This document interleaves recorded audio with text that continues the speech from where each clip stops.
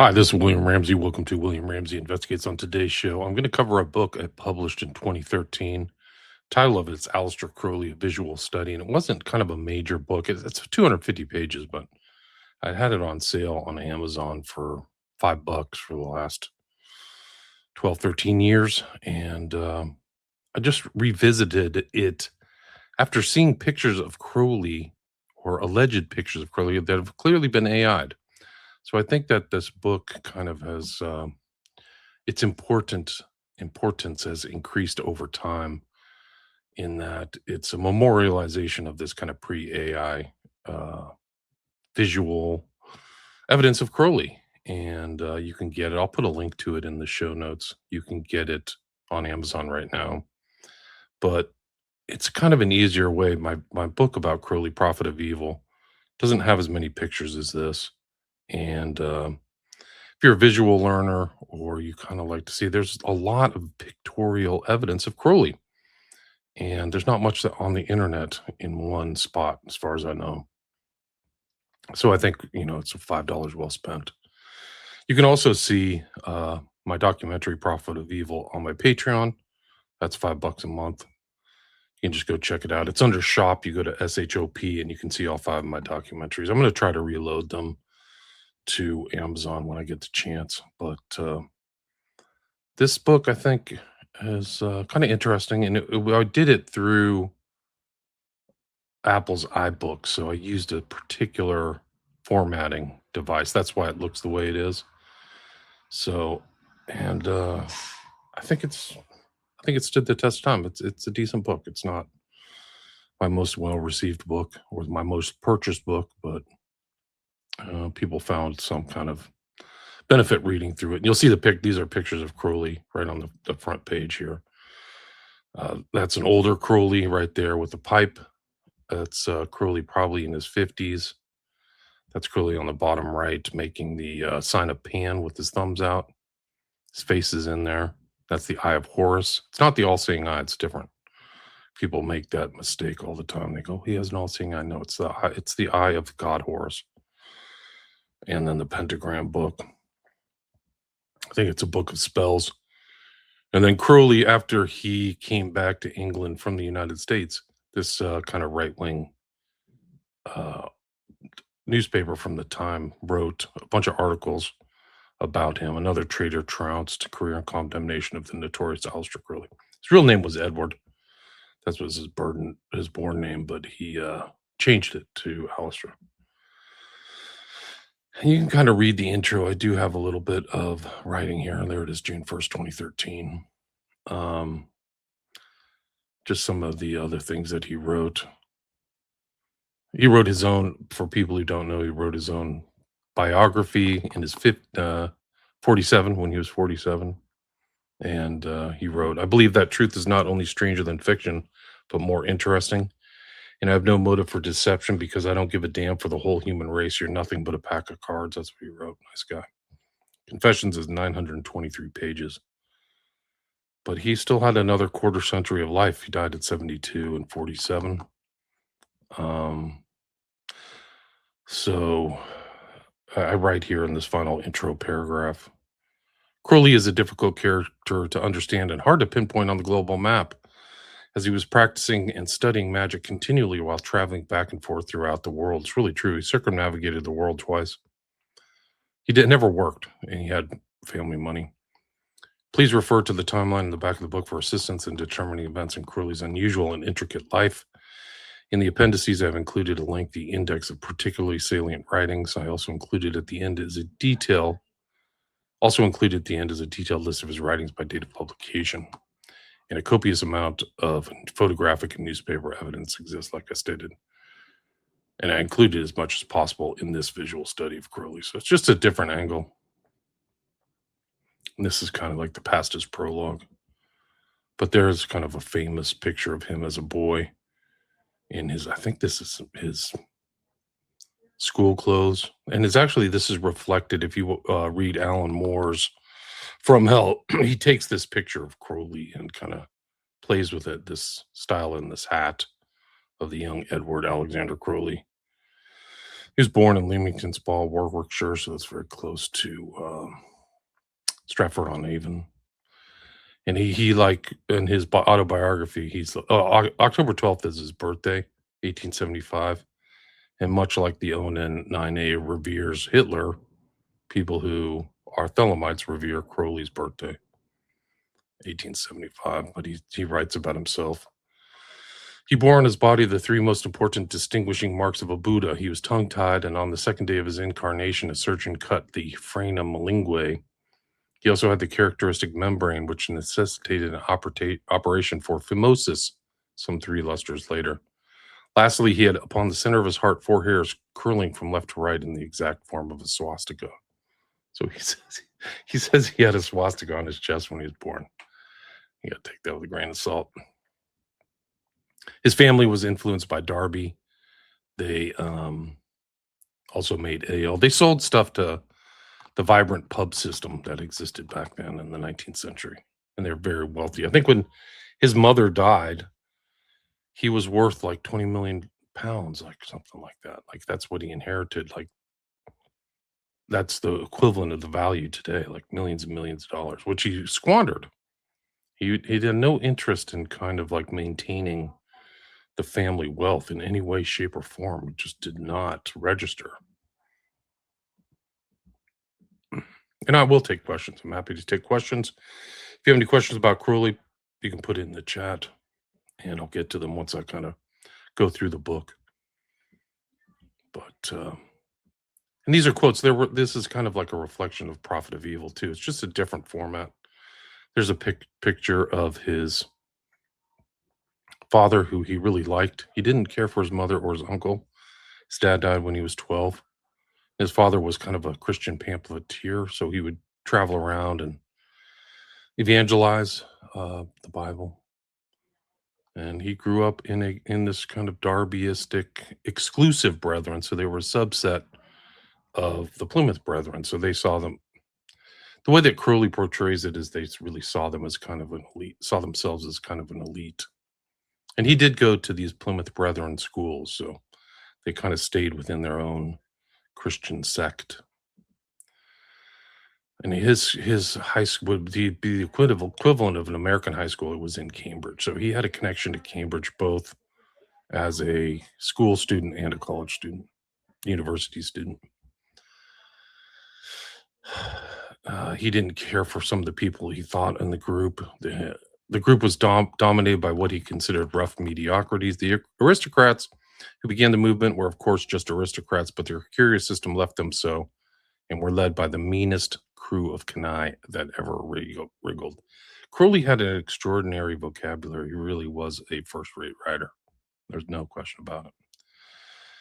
And then his early stuff about the Bible.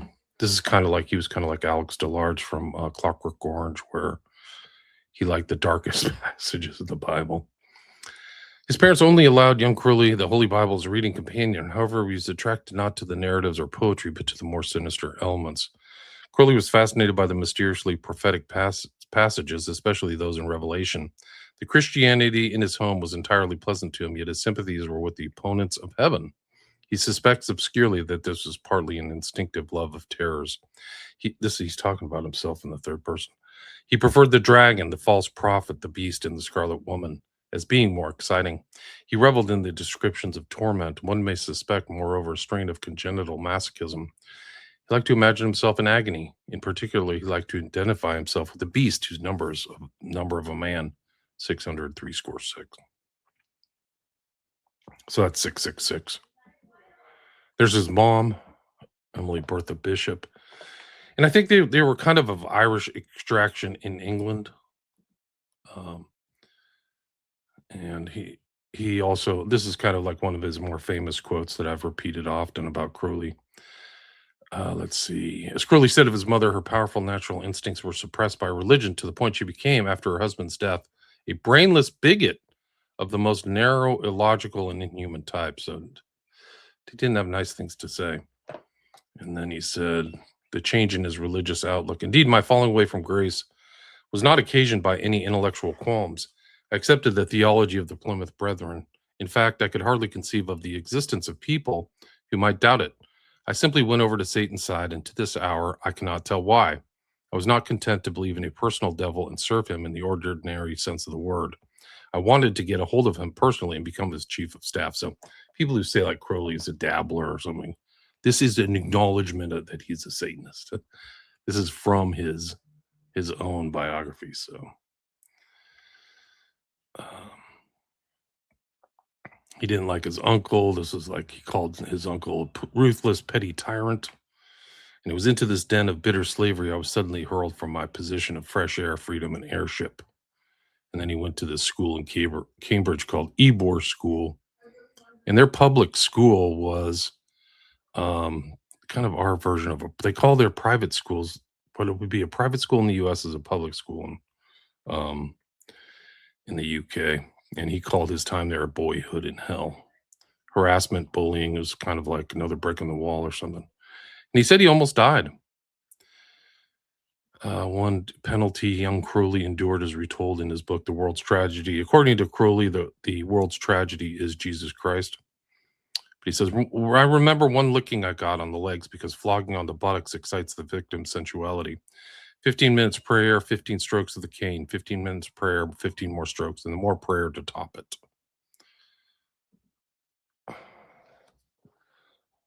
And then he was always like, he wrote poetry all the time.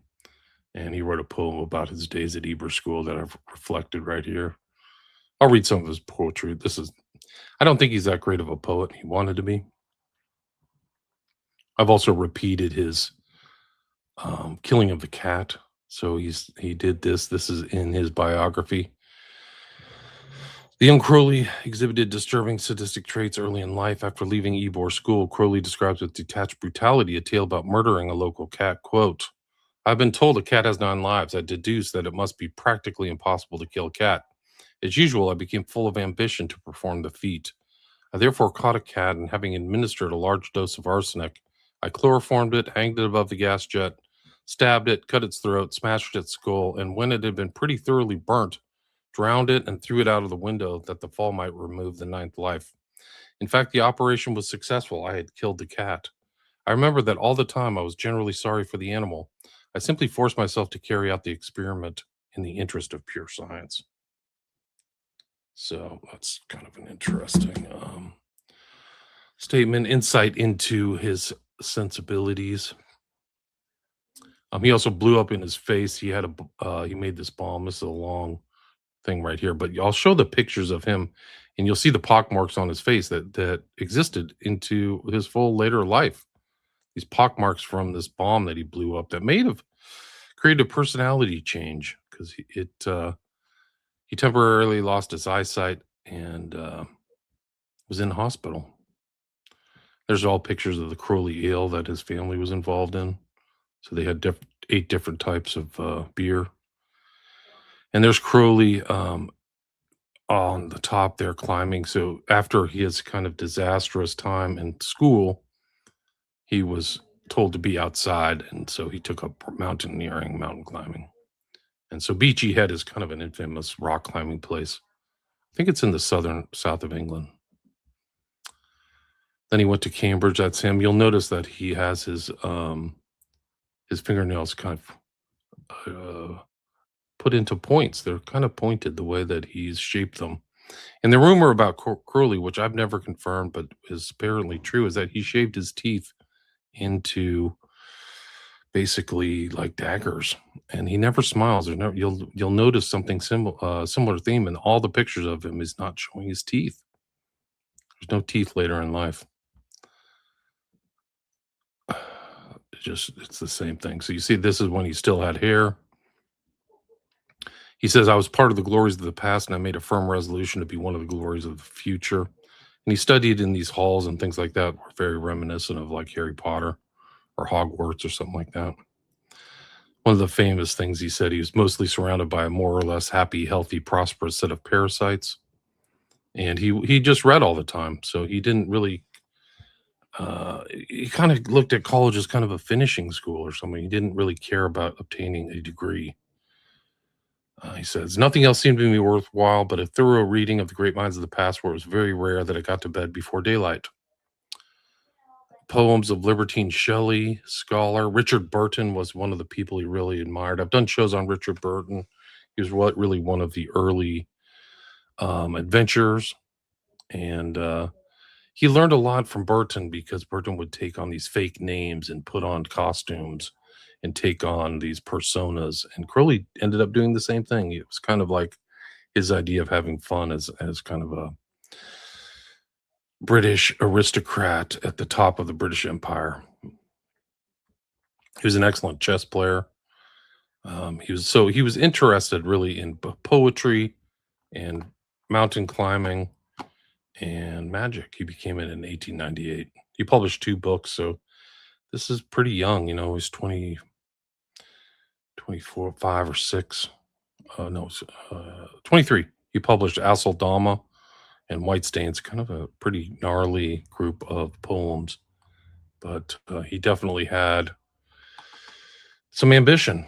And he says, the forces of good were those which had constantly oppressed me. I saw them daily destroying the happiness of my fellow men. Since therefore it was my business to explore the spiritual world, my first step must be get in personal communication with the devil. Like literally saying, these are just so obvious. It's so amusing for me as somebody who knows a lot about Crowley to hear these people talk about Crowley as like a dabbler or an esotericist. No, he's literally wanting to get in contact to be the chief of staff of the devil. He says it over and over again. And he later on, you'll see that he describes Awaz as Lucifer, and I'll get to that. And all these are like Dama is the field of blood mentioned in Acts 1, 18-19. That was where Judas Iscariot went. And falling headlong, he burst asunder in the midst, and all his bowels gushed out, insomuch that field is called in their proper tongue Dama, that is to say, field of blood. And there is White Stains, and there's Crowley. I was in the death struggle with self. God and Satan fought for my soul those long 3 hours. God conquered. I had one thought, watched which of the twain was gone. I think he's writing about that. And these are really hard. White Stains is pretty rough. It's very graphic. And it shows kind of Crowley's interest in the decadent poets and in subversion or the most vile type stuff imaginable. This is one of his close friends here, Gerald Kelly. He would later marry his sister, and Kelly would go on to be a very successful painter. And you can see his stuff. He was granted a knighthood. He was involved in the British Royal Academy.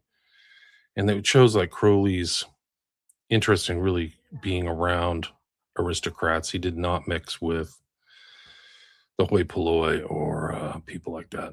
And then the other person who influenced him was this guy, Oscar Eckenstein, who was this esteemed climber. And this is also a connection to Richard Burton. And he says, Sir Richard Burton was my hero, and Eckenstein his modern representative as far as my external life was concerned, wrote Crowley. So these are the people he saw as people to emulate. And there's Burton here. Let's see. He took a spear to the face in Africa. You can see this here. It literally went through his jaw. Like it went from one side of his jaw to the other side. Like imagine sticking a toothpick through there, but that was a spear. So he had this scarred face. Spoke tons of different languages. Was really a remarkable guy, like just something else. So you could see why he was admired by Crowley.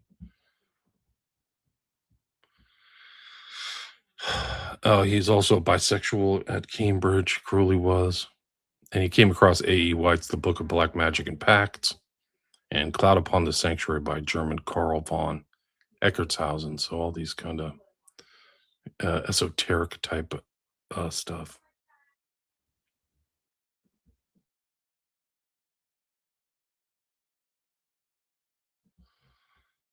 So then there's like this one fatal climbing expedition he talks about. And he kind of mocks these people, his whole family who died. And then they came back in a bag. And he kind of laughed about it. Like he's all like, this is a very dangerous climb. Don't go. And then they all died. The whole family died. And Crowley laughed about it. And that's in his autobiography. These are some of his drawings. And he was there for Victoria's reign, English Empire with the Diamond Jubilee. And then Crowley's kind of adventure into um, magic, esotericism, Golden Dawn. You'll see that like a lot of these Hollywood celebrities make these two gestures. This is the one of I think the Dying God, where he's got his arms crossed. He's holding magical wands in this Egyptian guard. That is Crowley. And then he has this mask on with the winged beetle or whatever this thing is. I forgot what it's called. In between two pillars, there's Crowley with the magical stance and making the sign of silence. So that's him with the mask on. And some of the people he was influenced by. He actually thought he was the reincarnation of Eliphas Levi. And Elvis Levi is kind of the guy who drew the Baphomet. He was a former Catholic priest who died in 1875 when Crowley was born. And he was French. His real name is Alfred Louis Constant. But he wrote under Elvis Levi. And he wrote the Dogma and Ritual of High Magic. And also, Crowley was influenced by Blavatsky around that time. So, and Crowley translated Levy's book, Key to the Mystery. So you see this right here. This is probably one of the more influential grimoires. And there's the picture of Baphomet, as above, so below, Solvet Coagula, the goat, the Ouroboros, the moon phases. So you have the black moon, light moon, these whole things, all that symbolism. The Great Seal of Solomon, which is a kind of that same theme, the hexagram. And then there's William Wynne Westcott. And this is kind of an important book. William Wynne Westcott, I think, was one of the three he was one of the three founding members of this post-Masonic order of ceremonial magicians, the Golden Dawn. But I think his book kind of set the stage for Crowley, which is Numbers, Their Occult Power and Mystic Virtue. And what he wrote in this book, which you can find pretty much anywhere. Upon the number 11, this seems to have been the type of number with an evil reputation among all peoples. The Kabbalists contrasted it with the perfection of the Decad, or the 10. And just as the Sephirotic number is the form of all good things, so 11 is the essence of all that is sinful, harmful, and imperfect. And the 10 Sephiroth they contrasted with 11 averse Sephiroth, symbols of destruction, violence, defeat, and death. And that's why you see so many 11s. Like if you wanted a mimetic battle, like to get a number into the global population and really have them repeat it and know the number, but maybe not know its meaning, you couldn't do better than the events of 9/11, 2001. And you can read about it in Prophet of Evil. I don't really cover all that stuff in here. This is really kind of a visual bio of Crowley. And then also another influence other than Richard Burton was S.L. McGregor Mathers, not his real name. He had the kind of same thing, but he had that habit of authority, which inspires confidence because it never doubts itself. He was a magician of extraordinary attainments, what he said. And this is kind of his dress. So he had the same garb as what Crowley thought. And this is kind of Crowley's connection to the secret chiefs, this idea of Blavatsky and theosophy of these people, and who Mathers is trying to communicate with. And then Moyna Mathers was his wife. That's her. Another person who was around there was W.B. Yeats, the famous poet, William Butler Yeats. And then Alan Bennett was another close associate of Crowley. And he's accusing Crowley of like being into the blacker, which is true. And Bennett says to Crowley, "Little brother, you have been meddling with the Goetia." Goetia means howling, but is a technical word employed to cover all the operations of that magic, which deals with gross, malignant, or unenlightened forces. I told him that rather timidly that I've not been doing any of the sort. In that case, he returned, the Goetia has been meddling with you. So interesting little turn of phrase there. This is Bennett as a Buddhist, and he had the name Ananda Maitreya, interesting word. And that's him with a shaved head and kind of Buddhist garb right there. There's William Butler Yeats. There's kind of an infamous battle between Crowley and Yeats. And this kind of maybe is one of his more famous poems, at least in the States, is The Second Coming, which I think I quote here. Turning and turning in the widening gyre, I can bring it up. Another person who's kind of surrounding all these people is Augustus John. and he took a lot of. He was kind of like Gerald Kelly. You have to remember this is kind of like photography was just getting its start, so there were still portraitists around. And Augustus John was a portrait. One of the interesting thing of Augustus John is that Ian Fleming he idealized Augustus John's life. Augustus John like lived with two women and had tons of kids out of wedlock and lived in kind of what would they call them there? We would call them gypsies. They would call them travelers, kind of a traveler life. And he had half sister. Ian Fleming had a half sister who was the father was Augustus John. So he's literally connected to all these people there in this thing. And Ian Fleming is from an aristocratic family, is a way to put it. They were always kind of battling. I think William Butler Yeats' history has seen him as a much better poet than Crowley, but Crowley was like sniping at each other. In the spring of 1899, Crowley met personally with Yeats. He presented the older seasoned poet with his verse tragedy, Jephthah, and a collection of poems titled Mysteries, Lyrical and Dramatic. Rebuffed by the distant Yeats, a disappointed Crowley angrily recorded in his autobiography, "I never thought much of his work. It seemed to me to lack virility." And then through his own clairvoyance, clairaudience, and clairsentience, recognized within Yeats a black bilious rage which hurt him was the knowledge of his own incomparable inferiority. So they're jockeying for position. Then Yeats responded to somebody said about Crowley, "A mystical fraternity is not a moral reformatory, excuse me." But Yeats was also a ceremonial magician. You'll see his implements right here. I wish I could make this picture larger, but you'll see the hexagram. You'll see the kind of illuminated cross. I think that's the Rosicrucian cross and all these things. And he would do these drawings. And I think Yeats made this admission like magic is the foundation of my art. It's really crazy.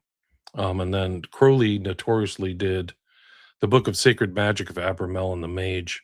He tried to do this Abramelin and the Mage ritual at the infamous Boleskine Lodge in Scotland. And he took time off and got all the stuff together. I don't think he ever finished it, but he did it as he was moving up the Golden Dawn system. You'll see this is his personal writing on the left here about his ascension through the grades. He was very important and fastidious about going up these grades right around when he was 25. And he felt like he was being held back, and he kind of like had to go to Mathers, and there's all this drama. But this is the Boleskine Manor before it burnt down. This is how he went to the Laird of Boleskine. When you have millions and millions of dollars, you can take on these different personas and stuff. But this burned down, and then Boleskine has been rebuilt, is my understanding. But that's what it looked like from it's not much of a manor. I wouldn't say it's super impressive, but the layout, that's Loch Ness in the back, right? Loch Ness Monster. So out straight is there, and that's the background. It had kind of a turn. This is what it would look like from the water. It's just one story. But that's the kind of layout. There's a graveyard there. There's all kinds of rumors of it being haunted. It's just part of the Crowley lore, kind of like the Abbey of Thelema, which I just read the other day that the two people who started the Process Church visited the Abbey of Thelema, which isn't a surprise. So there he is. There's Crowley around this time.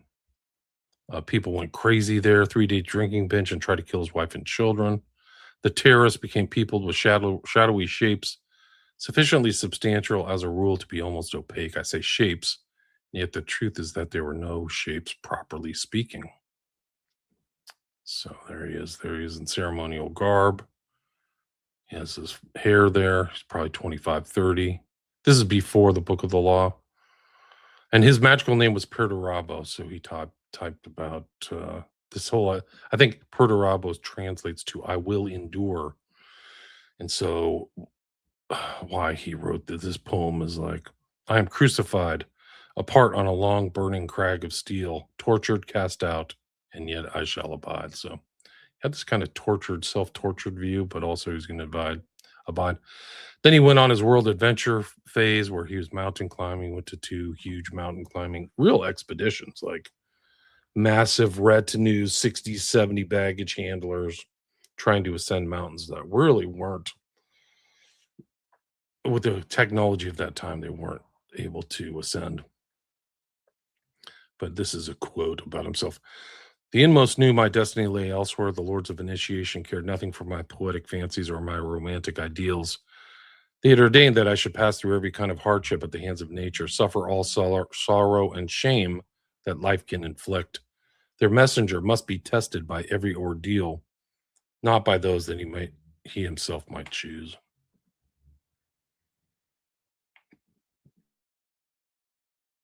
And you'll see Crowley like this thing that he is like a um changeling. Like you see different parts of him. Like you would never recognize Crowley like this with a tie and a hat and smoking a pipe. But here's his hymn to Lucifer. The key of joy is disobedience. He was a world adventure. One of his quotes: I've had been almost overwhelmed by the appalling responsibility of ensuring my own damnation and helping others escape from Jesus. I found that the world was, after all, full of delightful damned souls, of people who accepted nature as she is, accepted their own place in nature and enjoyed it, fought mean and despicable things fairly and firmly wherever they met them. So you see that oppositional nature. And then he ends up in New York Harbor, 1900. He travels from there to Mexico City. He stays there and supposedly makes himself invisible. He writes a play called Tannhauser. There it is right there. He climbs a couple big mountains there. And actually, here's G.K. Chesterton, who said something nice about Crowley. Mr. Crowley is a strong and genuine poet, and we have little doubt he will work up from his appreciation of the Temple of Osiris, that loftier and wider work of the human imagination, the appreciation of the Brixton Chapel. So there's Alan Bedden again with yoga. So Crowley travels and does all the yoga type stuff. There's Crowley. There's Kelly. That's Gerald Kelly's sister, who he marries, and they have a daughter who died. And then he travels around. He's in New York again. Like I said at the intro, it's hard to kind of trace him and keep him on a map because he's moving around a lot. In 1902, Crowley and Eckenstein, who I mentioned earlier, met in Kashmir to attempt an extremely difficult mountaineering challenge. The climb of the world's second highest mountain, Chogo-Ri, known today as K2. It was a logistical nightmare, sizable caravan of 230 men. Terrible weather, so they didn't make it. He had also, Somerset Maugham wrote a book based on Crowley called The Magician, and this character is Oliver Haddo. And they wrote about it, and he's like, oh, Mom had taken some of the most private and personal incidents of my life, my marriage, my explorations, and my adventures with big game, my magical opinions, ambitions, and exploits, and so on. He had added a number of many absurd legends, of which I was the central figure. He had patched all these together by innumerable strips of paper clipped from the books which I had told Gerald Kelly to buy. I had never supposed that plagiarism could have been so varied, extensive, and shameless. So, not very nice. So there's The Magician. You could still read this. There's actually a movie about it, about Crowley, based on this Oliver Haddo. And Mom knew Crowley, so he wrote about Crowley. Now, one of the themes that I kind of kept in my books is try to like people who actually knew Crowley and could make statements about him. And Mom was one of them. He says, I took an immediate dislike to him, but he interested and amused me. He was a great talker and he talked uncommonly well. In early youth, I was told he was extremely handsome, but when I knew him, he had put on weight and his hair was thinning. He had fine eyes in a way, whether natural or acquired, I know not, of so focusing them that, when he looked at you, he seemed to look behind you. He was a liar and unbecomingly boastful, but the odd thing was that he had actually done some of the things he boasted of. At the time I knew him, he was dabbling in Satanism, magic, and the occult. There was just then something of a vogue in Paris for that sort of thing, occasioned, I surmise, by the interest that was still taking a book by Huysmans, Labas. Crowley told fantastic stories of his experience, but it was hard to say whether, he was telling the truth or merely pulling your leg. During that winter, I saw him several times, but never after I left Paris to return to London. Once long afterwards, I received a telegram from him, which ran as follows: "Please send 25 pounds at once. Mother of God, I'm starving. Aleister Crowley." I did not do so, and he lived on for many disgraceful years. So, Crowley wrote in Vanity Fair how to write a novel after W.S. Mom. So he never like let a slight go. He was always like writing stuff back. He's back at Boleskine House. He's moving around. Clifford Bax is another author he met he told him he was going to start a new religion. He says, "What is the date at this moment?" I told him. He said, "In 100 years from this day, the world will be sitting in the sunset of Crowleyanity." In some ways, it's true. He seemed to me a dangerous man, and indeed at one time he was, for he induced his disciples to experiment with drugs. And so, when he offered me a set of his works in exchange for my address, I contrived to get out of the bargain. So, more writing. King's Chamber. He wrote Why Jesus Wept. He was featured in magazine articles and newspaper articles. And you'll see this, like just tons of newspaper articles. You're always looking for press. And this is just one example. Then the Book of the Law. This is 1904. This is the cover of the Book of the Law is this far left one. And his scribblings and writings. But if you open that up, it's like Liber al vel legis is what he called it. Quote from the mouth of Iwas to the ear of the beast on April 8th, 9th, and 10th, 1904. So he just would scribble this stuff out, but he had some kind of experience in Cairo. And this stela is called the Stela of Revealing. That's what he called it. And I thought this was the most important event of his life. My entire previous life was but a preparation for this event, and my entire subsequent life has not been merely determined by it, but wrapped up in it. And there he is. Crowley is another kind of persona. Choya Khan, that's him with Kelly, there with the hat on.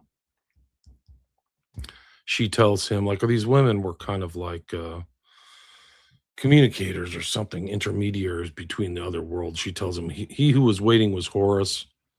And so then he saw this. This was important to him because it was Stella 666 of all things, believe it or not.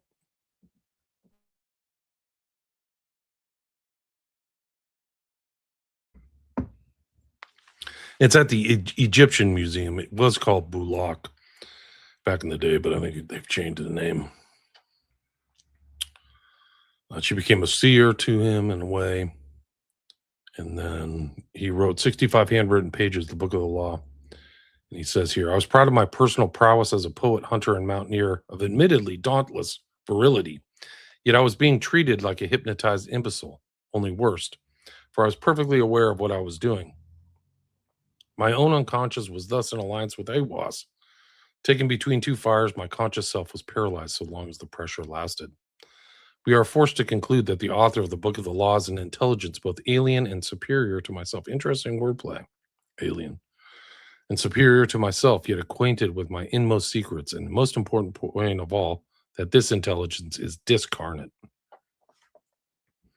And so this is why I titled my book Prophet of Evil, because this whole thing made him kind of a prophet. And he used this term, do what thou wilt should be the whole of the law, 11 letters.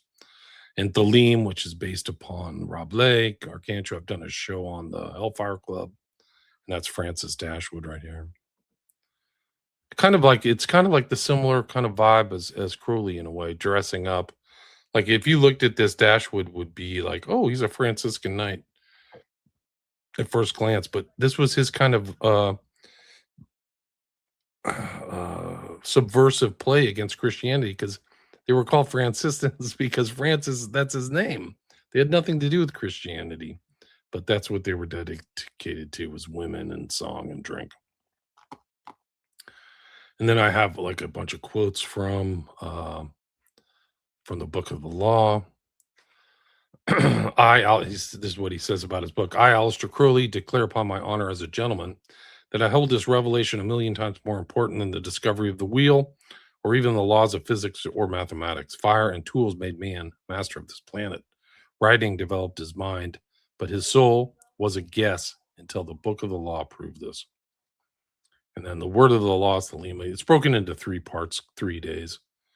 And then there's all kinds of writings and stuff. And I see my number is 11, and all their numbers of there who are us. So you see the repetition of the 11 even in this book. The slave shall serve. And then the war god Horus is kind of the third part is probably the most vicious. Lurk, withdraw upon them. This is the law of battle and conquest. Thus shall my worship be about my secret house. With it ye shall smite the peoples, and none shall stand before you. Conquer, that is enough. Worship me with fire and blood. Worship me with swords and spears.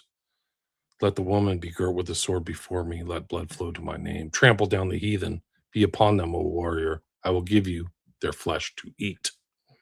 Sacrifice cattle, little and big, after a child. Mercy be let off. Damn them who pity. Kill and torture. Spare not be upon them. Also, these shall breed lust and power of lust in you at eating thereof, and ye shall be strong in war. With my hawk's head, I peck at the eyes of Jesus as he hangs on the cross. I flap my wings in the face of Muhammad and blind them. With my claws, I tear out the flesh of the Indian and the Buddhist, Mongol, and Din. Balasti, Ompita, I spit on your crapulous creeds. Let Mary and Violet be torn upon wheels. For her sake, let all chaste women be utterly despised among you. So, pretty rough stuff. Aggressive. So then the equinox of the Goths. He explains who he is right here. Like, in any case, whatever Awas, this intelligence possessed of power and knowledge absolutely beyond human experience. And therefore, Awas is a being worthy, as the current use of the word allows, as the title of a god. A verily and amen of a god. Man has no such fact recorded by proof established and surety beyond cavil of critic as this book, to witness the existence of an intelligence praetor human and articulate, purposefully interfering in the philosophy, religion, ethics, economics, and politics of the planet. This is so important because, like, people are like, oh, he's a dabbler. These were supposed to be political, economic applications of these ideas. That's what Crowley thought. That's the whole what the new aeon is. The aeonic change was to implement this type of stuff. And he says it over and over. He's not a person who's like a lonely dabbler. And he just repeats it over and over. There's Grace Kelly, who went insane. All this stuff of anti-Christian stuff. The spirit of mankind. As they say, there grew like death a monster shade, blind as the coffin and the covering sod, damp as the corpse obscene, the Christian God, and so to the agony dirges of despair. And he just goes on and on. There's one God, the spirit of mankind. So I think I have like 65 pages. Yeah, see, I have the whole book of the law in this. I can't believe I put it in there. This is what it looks like. It's really almost like automatic writing. So you can see all 65 pages. It's not broken down. There are some minor emendations like this. But there's the second book. So you can check this out. It should work through this. That's Crowley with the stele of revealing after being in Egypt. So you'll see the book of the laws, that small book there.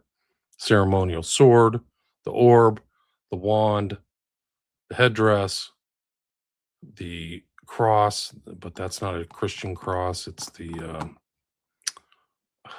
forgot, but he's that when his left arm, he's making the sign of initiation. So these are all like have meaning in them. Then he tries to ascend Kanchenjunga. That's him in the very center with the beard and wild hair. It's kind of tan. He's underneath the guy with the plaid shirt. And then he quote, I say to you today, to hell with Christianity, rationalism, Buddhism, all the lumber of the centuries. I bring you a positive and primeval fact, magic by name. And with this, I will build me a new heaven and new earth. I want none of your faint approval or faintest disrespect. I want blasphemy, murder, rape, revolution, anything bad or good but strong. Literally wrote that.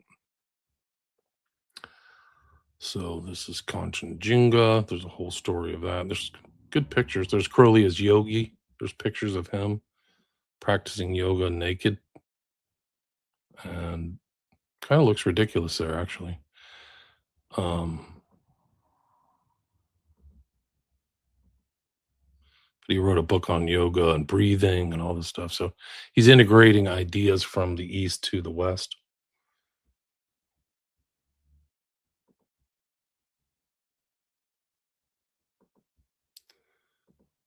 I included some of the there he is. This is probably him around 30, 35. Poet, he's featured in the New York Times here. This is the New York Times article. That's a Rosicrucian cross. Sorry, I forgot.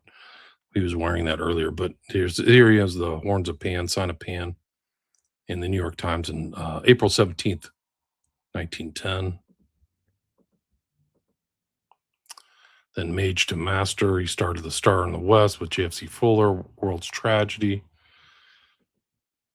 Here, this is all anti-Christian.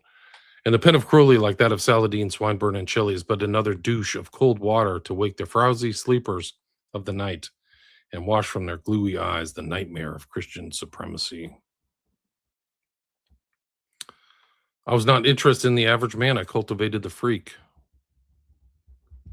He was into bloodletting. He like believed in powering certain items, so rings and things like that. These are Libra 777. You'll see these 777s repeated throughout. I think Michael Jackson had one, so this is like a power number. It also reflects the energy that supposedly travels down the Kabbalah. So the lightning that goes through is reflected. It's like a ideogram of 777 is. That's JFC Fuller, one of two men invited to Hitler's birthday. Uh, Captain John Frederick Charles Fuller should be like a biography in himself, just for his interesting life, his connection to a true fascist, Oswald Mosley. And Mosley's grandson is like the head of Palantir in the UK, of all things, which should be a wake up call. Like, that's fascistic ideas of Mosley, who also used kind of the downward lightning bolt as one of their signs. Even the Star in the West, this lamb in here is very telling. Alpha and Omega, VVVVV. That's used in V for Vendetta.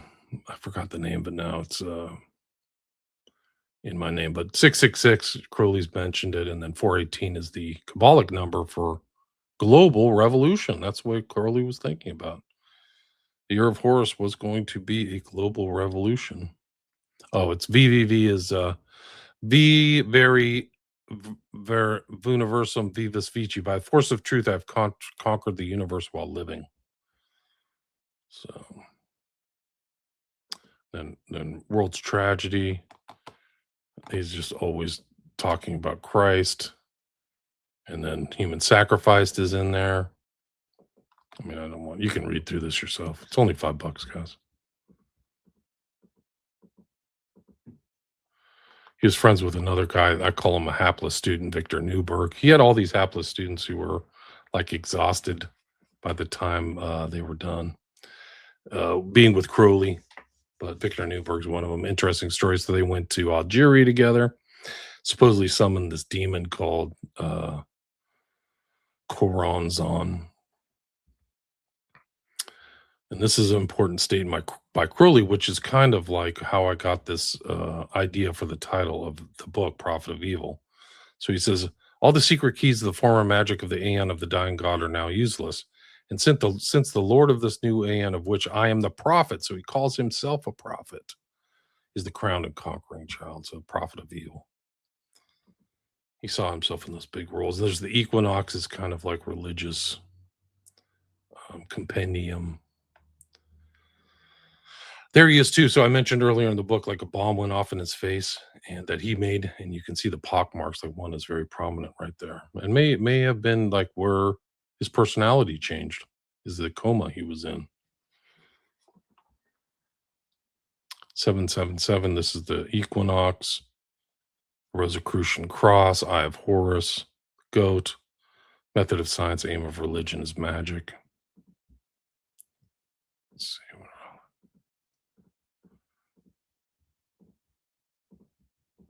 This is actually a sign that they'll make when they're doing magical stuff. It's like you focus the will and force it forward. And then these are a lot of these are the sign of the grades. Like there's pictures of the Beatles making these signs in one of their albums. Maybe I'll do this in two parts. I'm only 100 pages through. What he did to Newberg is he made Newberg cut his arms every time he did some kind of inappropriate thing magic, and you can see Newberg's arms. They look like they've been just destroyed here. It's really, and they're doing Enochian magic too, he and Newberg, and they're doing it in Algeria, where they Crowley did his own rites of Eleusis. So it was interesting. There's Crowley up at top, presiding over the rites. It was memorialized in the newspapers. You see the newspaper articles. It was redone. This is his picture. This is the original picture from his rites, but it was redone, I think, in 1990. But it's actually a pretty good picture of Crowley. There's not too many really good quality pictures, but that's one of them. Featured in London and New York Times in 1910 or 11, so it's a worldwide event. And Newberg was in this, so this guy Newberg was dancing around. And Newberg became kind of a literary influencer from some known poets too later on in life after he got rid of Crowley, or Crowley got rid of him. If you're familiar with kind of some of the early directors, one was Preston Sturges, and his mom was a girlfriend of Crowley for a little bit. And Sturges, that's him right there. He's like, he didn't like Crowley at all. He's a total chain smoker, Sturges was, but he's like the practitioner and staunch defender of every form of vice historically known to man, generally accepted as one of the most depraved, vicious, and revolting humbugs who ever escaped from a nightmare or lunatic asylum, universally despised and enthusiastically expelled from every country he ever tried to live in.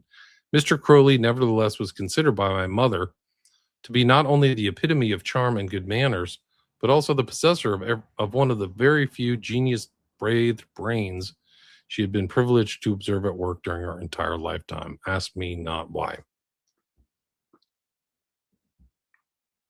Book of Lies, bunch of paradox stuff, more Crowleyan papers, newspaper articles. Then he joins the Ordo Templi Orientis. And these are, I mentioned Augustus John back earlier and the connection to Ian Fleming. This is an Augustus John piece right here on the right. That's him, Crowley with his eyes closed. And then the OTO, this is him in OTO garb. He was Baphomet number 11 of the OTO Grand Masters. And it was by Theodore Royce and some of these other people who came and contacted Crowley. Crowley didn't go to them, but they both kind of came up with kind of sexual magical principles. And this is probably Crowley's best known poem, Hymn to Pan, which I put in here. He wrote about black masses, Hymn to Satan, and then a travel to America, Moonchild. This is one of his Scarlet Women. He's literally branded her chest like a cow would get branded. And that is what he called the mark of the beast. And he came over to the United States on the Lusitania, of all things. And here is Virek. This guy is kind of an interesting connection to Crowley. Virek himself, George Sylvester Virek, is actually an interesting character in he was pro-German. And then he had two sons, and one of the Vireks is still around. I think the grandson is in the media or is a professor of some sort. But it was the Fatherland is what he did. That woman's name is Lila Waddell. Layla Waddell. This is her right here on the left, Layla Waddell. That's her Rosicrucian Cross. She was a violinist. Theodore Dreiser. Crowley went to New Orleans, stayed at the old Absinthe House, which is still there. You can actually drink absinthe at the old Absinthe House. He wrote something called like the Green Drink or something. I forgot about it. Yeah, absinthe. But here's the International. I included a bunch of these covers because Crowley was writing for all these. You can see that Robbing Miss Horniman. Probably the most interesting is this International cover because Crowley's in there writing Felo de Se. He's the master Therian. So the revival of magic. A Plea for Better Morals. This is Lewis Wilkinson, a friend of Crowley. And then Arthur Schnitzler. This is 1917. Arthur Schnitzler is the guy who wrote Traumnobel, which Eyes Wide Shut is based on. So really interesting historical piece. The Green Goddess, there it is, by Absinthe. That's what he wrote. The old Absinthe House, there it is. It's this picture right here on the left.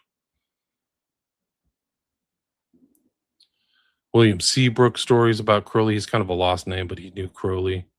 This is a picture of the branding of Leah Herzig, who Crowley writes. There's Lamb around this time, 1918. It's interesting that he mentioned earlier about AWAS as an alien. And I think it's important for all this Disclosure Day and all this other stuff, especially with this picture of Lamb from 1918 that reflects all these other kind of gray alien type things. People think that this guy's name is Lam. It's a title. It's like an honorific title. It's explained right here in the blurb underneath. Lam is the Tibetan word for way or path, and Lama is he who goeth. The specific title of the gods of Egypt, the treader of the path in Buddhistic phraseology. So it's the treader of the path.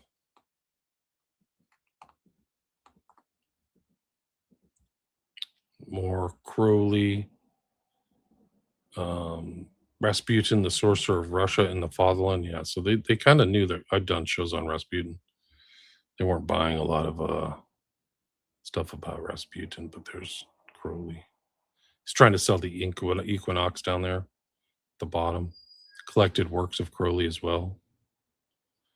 And this is the Scrutinies of Simon F. I think that's by Crowley. Contributing editor Aleister Crowley. Crowley said he was infiltrating the International to subvert it. Tons of articles about Crowley. There's Waddell again.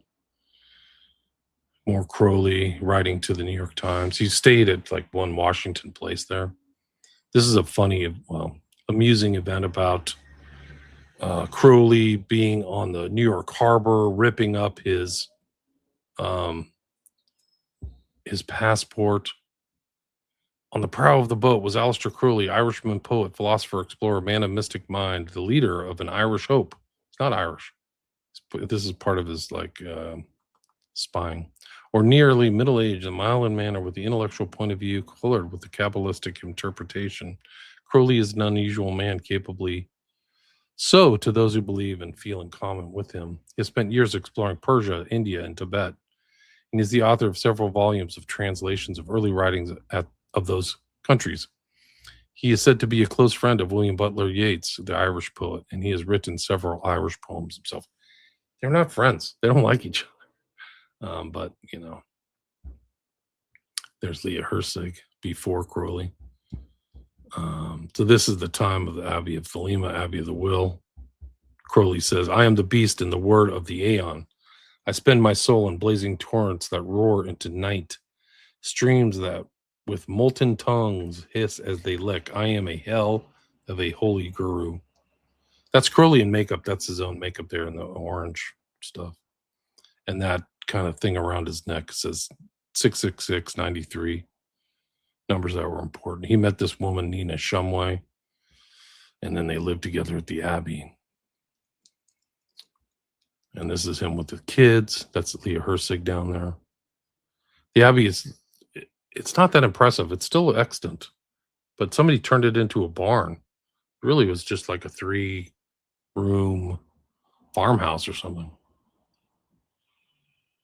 You can see pictures. Oh, he also wrote Diary of a Drug Fiend. You can see pictures of Crowley there too. Here's some like picture. I have 38 pictures here. Wow. This is like stuff. This is the woman riding the beast. I think that's from Crowley's Tarot, but that's what it looked like 10 years ago. It overlooks Cefalù, so you'll see the Mediterranean there. These are all painted by Crowley, but it's also kind of like a traveling point for all these occultists to go here and look around.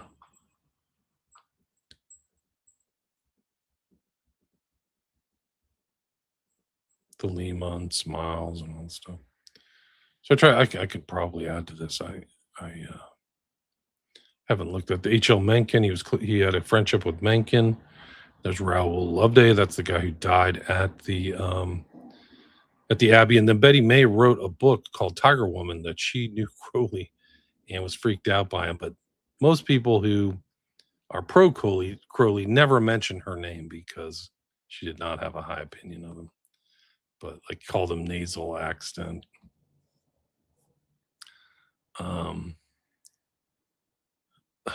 She just tells all this stuff. I opened it, and this is her description of Crowley. I opened it, and to my great surprise, a ponderous man attired in a Highland kilt, standing in an attitude of benediction with both hands raised, and in one of them a green one about 5 feet in length, round which coiled a symbolic snake. On one of his very small hands was a curious ring. I remember having seen him years before, 1914. He had dark, glowing, hypnotic eyes and leaf-scalled skin with very full red lips. He had a massive head on which was placed a glossy black curly wig. I discovered afterwards that his head was shaved except for a few strands of hair in front cultivated in a significant form. Do what thou wilt, he pronounced in a slightly nasal accent, which made the words sound less impressive than they would otherwise have done. Do what thou wilt shall be the whole of the law. Like a verger leading a congregation in the responses, my husband intoned in reply, love is the law, love is the will. So she tells a lot of stories about him. She makes fun about wanting to sacrifice her, wants to sacrifice Betty May, and she's all freaked out. But she calls him the mystic, and there's Crowley and Cefalù. Still kind of young there. There's Betty May after Crowley. She looks terrible, drawn, haunted. He left her in Paris. She became a prostitute. There's Betty May. There's a lot of good pictures of her. She was a person of a known kind of in the art community. I guess she was around. Drawings of her, and she's quite a character. Mary Butts. Orgies. There's John Bull. Wizard of Wickedness. So I included all those articles. Man, we'd like to hang about Crowley. Then a lot of the stuff, there's Betty May, but she's featured in some of these articles. This one's from the Salt Lake Tribune. So the story of Crowley and what was going on at the Abbey of Thelema made it all the way around the world. And there's Raoul Loveday, who died.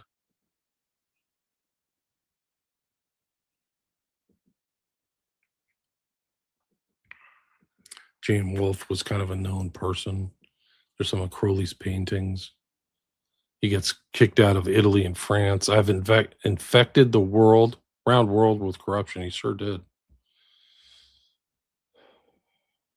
So he was kicked out of Italy by Mussolini. He also had this kind of rivalry for world teacher with Jiddu Krishnamurti, which you see here. And Fernando Pessoa was a very well-known author, I think in the either Spanish or Portuguese world. I'm not sure he's as well known here in the States, but Crowley's with him right here. Seem to be playing chess. There's a lawsuit with Nina Hamnet, Israel Regardi. I included the full tarot, Gerald York, who kind of kept a lot of Crowley's stuff and became a kind of a follower. Why France finally kicked out the high priest of the devil cult. There he is, this picture of Crowley, like I showed earlier, he's doing the magical gesture.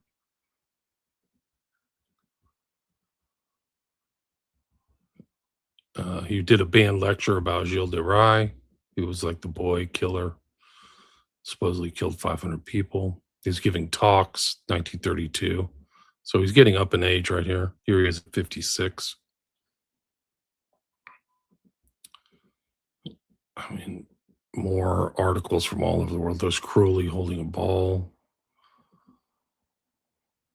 Yogi, some of his paintings that aren't that great. His dreams, tons of articles. There's Augustus John right there. He's an interesting guy in and of himself. Crowley smiling. Here's reciting the pentagram. I wonder if you guys can hear the audio on this. Anyway, you can hear these audios of him talking.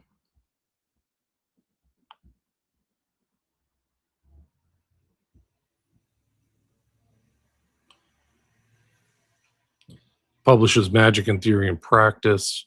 Probably is best known. He has debts. Here he's goofing around with some guy, a mannequin of a serial killer, Charlie Peace. More pictures. Creed of the Thelemites. Lectures on yoga. Before Hitler was, I am. This is Frida Harris did all the artwork. That's Crowley in the back smoking something.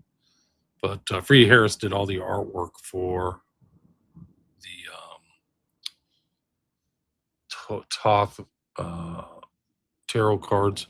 And there's Dylan Thomas. There's like a connection between Dylan Thomas and Crowley. Dylan Thomas and Victor Newberg, too. He ended up in southern England and Hastings. This is him as an older man, I should say. Still writing often. And that's him at the end there. Pretty drawn out and taking just tons of heroin every day is apparently the story. He sired a young boy, Ataturk. And then the poet is good because it kind of reflects how he died. The poet, bury me in a nameless grave. I came from God the world to save. I brought them wisdom from above, worship, liberty, and love. They slew me, for I did disparage. Therefore, religion, law, and marriage. So be my grave without a name, that earth may swallow up my shame. There he is at the end. And I think that's an Augustus John on the right, too. So Augustus John is around, and people recognize Crowley as an interesting character, may have liked him or not, but there's his last ritual. This is after he died December 1st. There's literally like the memoriam for his funeral. And then a conclusion. I just kind of put stuff together. Anyway, that's basically it. You can check out this book on Amazon, but I think it's good because it memorializes all those pictures and those things like that. So I think that it's worthwhile to check out, and you can do it on Amazon. You can just check it out. So let's see if I have any questions or anything. Hey, everybody. Thanks for listening, everyone.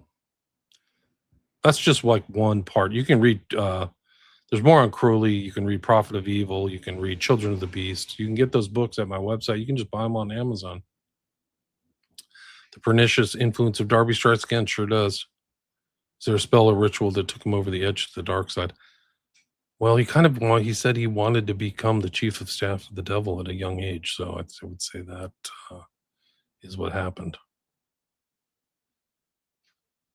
I'm not into the New Age. I am a Christian. I'm a Bible-believing Christian, so I'm not. I'm interested in researching it and exposing it. I've read the New Age when I was younger, out of curiosity, because I read, but I've never advocated for the New Age or practiced it. Maybe inadvertently. I mean, I'm part of the culture, but I don't know. Have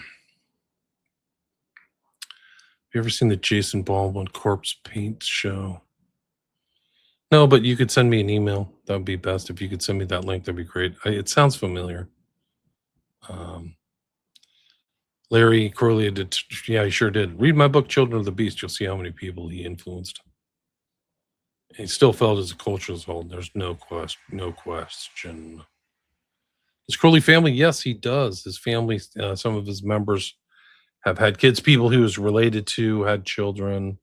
People who came out of the Abbey of Philemon. One actually ended up in Berkeley, of all places. She passed away a couple decades ago, but she was like lived with Crowley and made it to the U.S. I don't know if she ever really talked about him because I don't think about it being pretty bad, but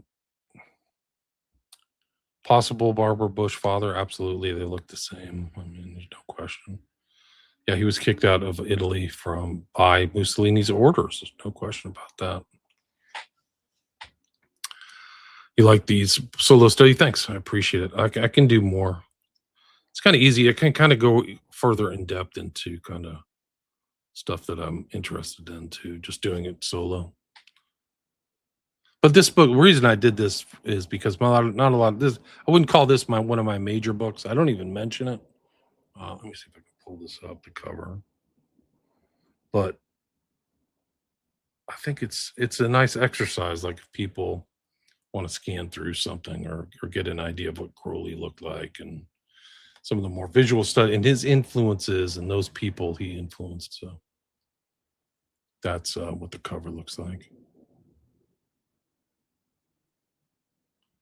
Yeah, Jimmy Page was a fan. Yeah, I write about him in Children of the Bees.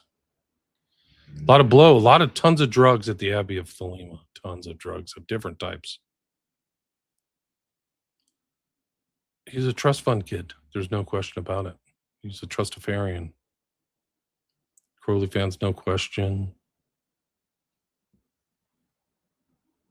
Tinfoil hat on Eccles. I think that the politics of Eccles is very dicey.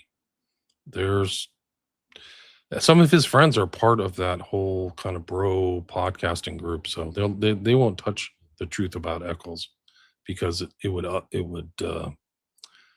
upend the apple cart, so to speak.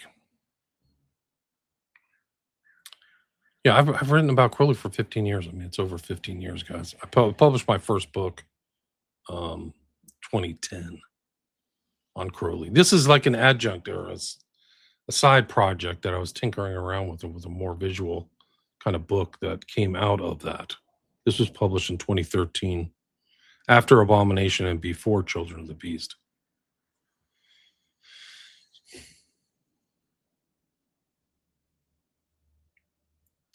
Let's see. I'm just kind of going through these statements. The chat. I have 300 people in the chat. Thanks for listening, everybody live. I really appreciate it.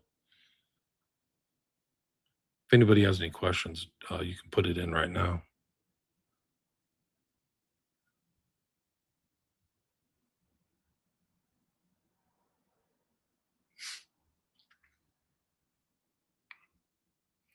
Anything on Austin Osman Spare? I do have stuff on him. There's correspondence between Spare and Crowley, and Spare was a artist and magician as well. Didn't have the kind of impact as Crowley, but they knew of each other.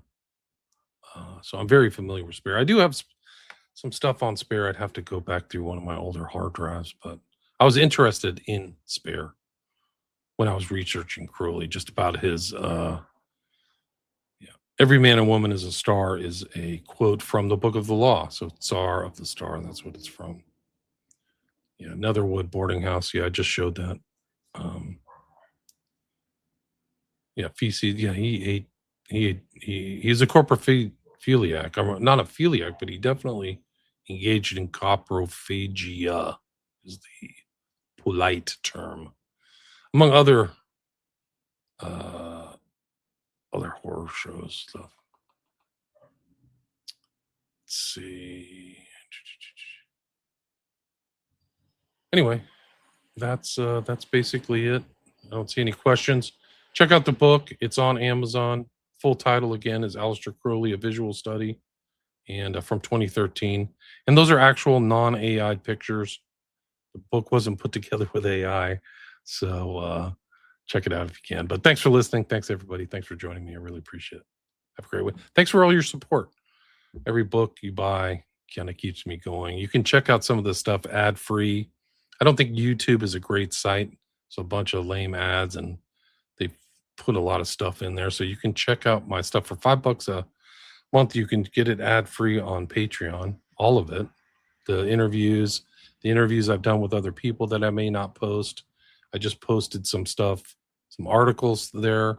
It's a vast repository of information that isn't even on my website. So Patreon is more active, and I also respond there easily. The best way to contact me is through email, message me on X, or Patreon. That's the best thing. So people, like, I don't have time to check all of the comments under each one of my videos. There's no way I can do it. But yeah, one of the interesting things, like I stated at the intro, no pictures of Crowley smiling or showing his teeth, which is a bit unnerving. Anyway, thanks guys. Thanks for listening, and have a great day.